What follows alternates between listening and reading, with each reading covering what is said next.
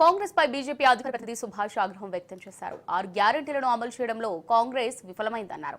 మరోసారి మూసి పునరుద్ధీకరణ పేరుతో ప్రజలను మోసం చేస్తుందని ఆయన విమర్శించారు. బీజేపీ రాష్ట్ర అధ్యక్షుడు కిషన్ రెడ్డి పిలుపు మేరకు మూసి పరివాహక ప్రాంతాల్లో బస్తీ నిద్ర కార్యక్రమం నిర్వహిస్తున్నామని ఆయన తెలిపారు. బస్తీ ప్రజల స్థితిగతులను తెలుసుకుని వారి సమస్యను పరిష్కరించే దిశగా పోరాడతామని బీజేపీ అధికార ప్రతినిధి సుభాష్ తెలిపారు. కలెక్టర్ డిస్ట్రిక్ట్ మెజిస్ట్రేట్ వెళ్తే ఏ విధంగా మరి అక్కడ జనాలు ఏంటంటే మొత్తం తిరగబడ్డారు అని చెప్పి కూడా చాలా క్లియర్గా మనకి ఏంటంటే అర్థమైంది. కిషన్ రెడ్డి గారు స్వీకరించి ఇవాళ 16వ తారీఖు ఇవాళ 4 గంటల నుంచి రేపు పొద్దున 17వ తారీఖు 9 గంటల దాకా 22 స్థానాల్లో మా నాయకులందరూ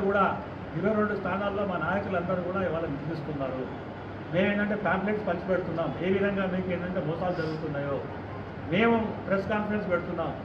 ఆ బస్తీల్లో మేము అక్కడనే ఉండి అక్కడనే పండుకొని అక్కడనే తిని వారు పడుతున్న ఇబ్బందులు ఏదైతే ఉన్నాయో ప్రజల దృష్టికి మీ ద్వారా